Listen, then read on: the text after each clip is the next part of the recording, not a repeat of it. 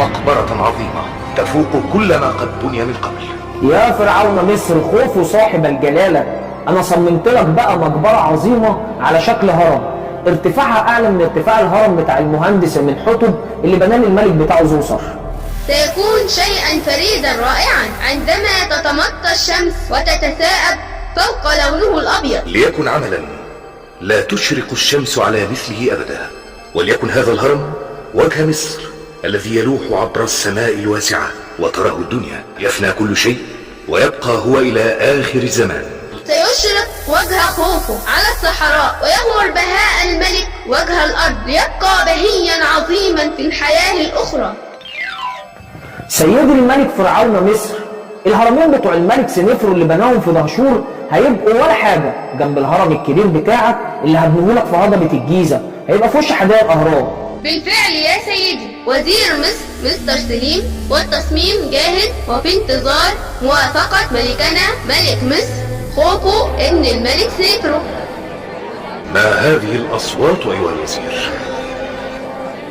لقد بدأ موسم الفيضان يا صاحب الجلالة، وابتدت الأراضي الزراعية تغرق وبيغرق معاها كل أحلام المزارعين البسطاء يا عيني. تلك مشكلة كل عام يا صاحب الجلالة، هذه الأعداد الكبيرة تظل موسما كاملا بلا عمل ولا مأوى ولا يجدون قوت يومهم.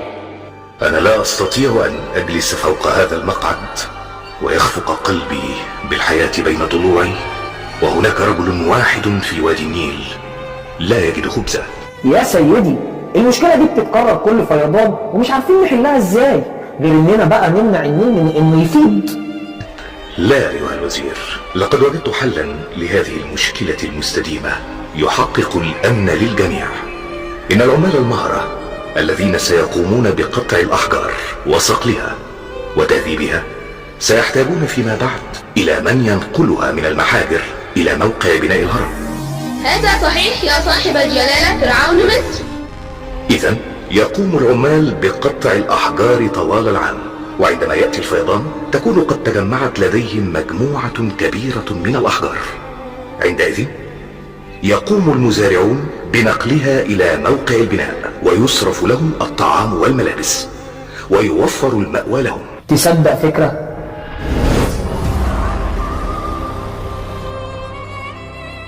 أيها الإله،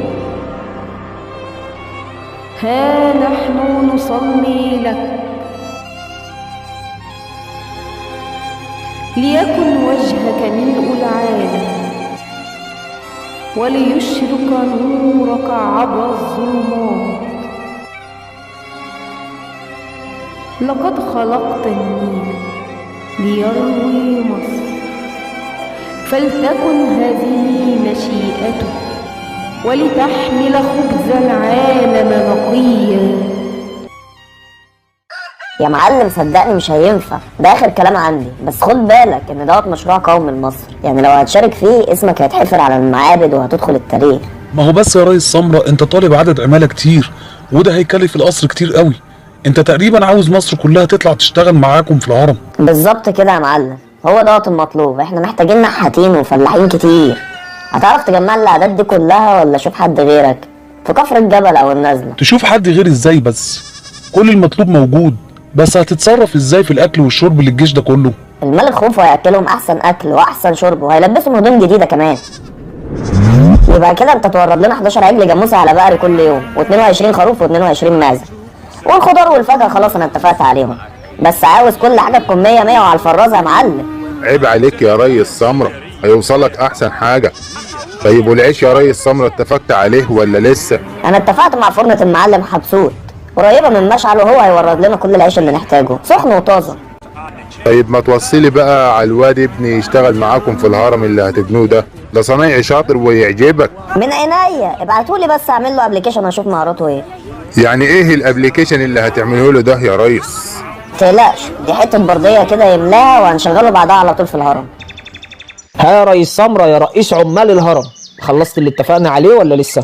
كله تحت السيطرة يا وزير سليم، مصر كلها تبني معانا الهرم ومستنيين ميعاد التنفيذ، بس هو يعني لازم الملك يندفن في مثلث، ما يندفن في مربع ولا دايرة حتى. مش وقت نظرياتك دي دلوقتي يا سمرة.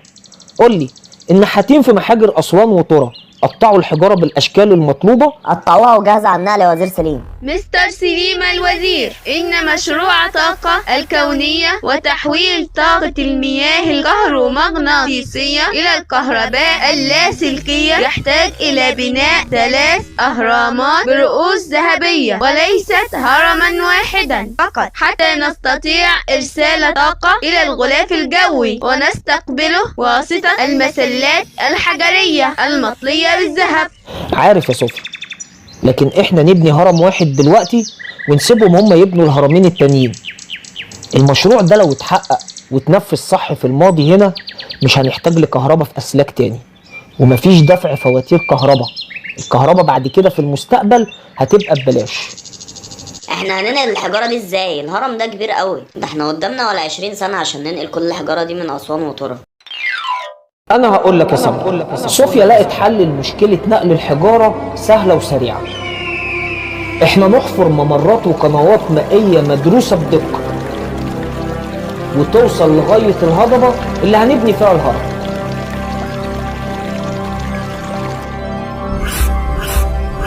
ونربطها بالنيل العظيم. الصنايعية والنحاتين طول السنة يقطعوا الحجارة ويجمعوها مكانها، وهنيجي على الحجارة المتقطعة ونركب عليها قرب مية فوق بعض، بس هتكون مليانة هواء زي العوامات بتاعة البحر. وفي شهر الفيضان تتملي القنوات دي بالمية وترفع الحجارة لفوق على وشها.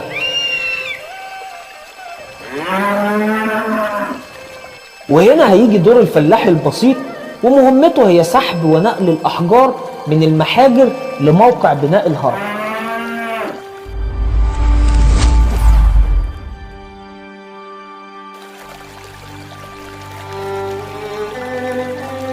وبعد كده هيتم تنظيم دخول الأحجار من خلال بوابات خشبية علشان أحافظ على نظام الضغط المائي جوه الممرات والأنابيب دي.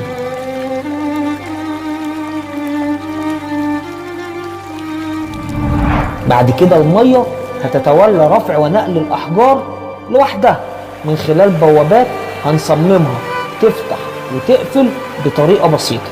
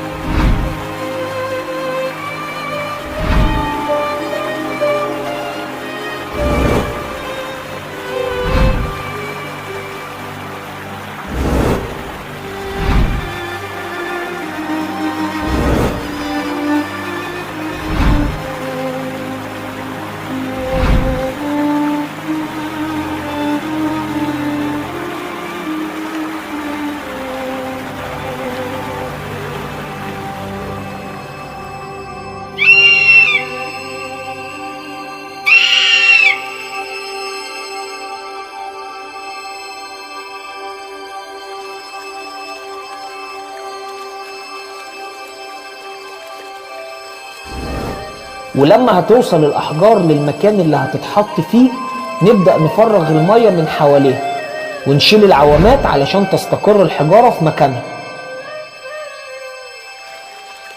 وهنا بقى هيتولى البنايين مهمة ترتيب وتركيب الأحجار دي في مكانها الصحيح اللي متخطط له.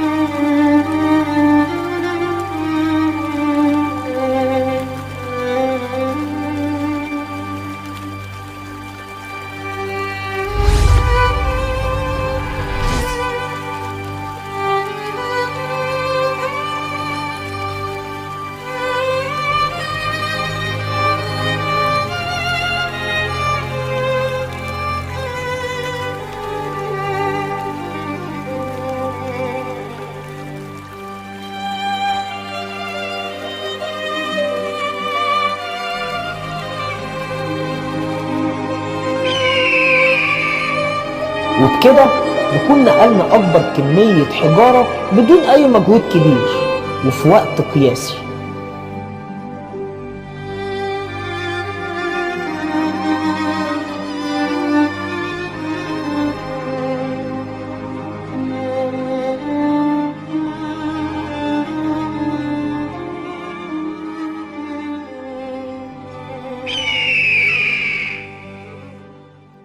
عادي يعني، خطة سهلة وأي حد كان ممكن يفكر فيها زي صوفيا برضه.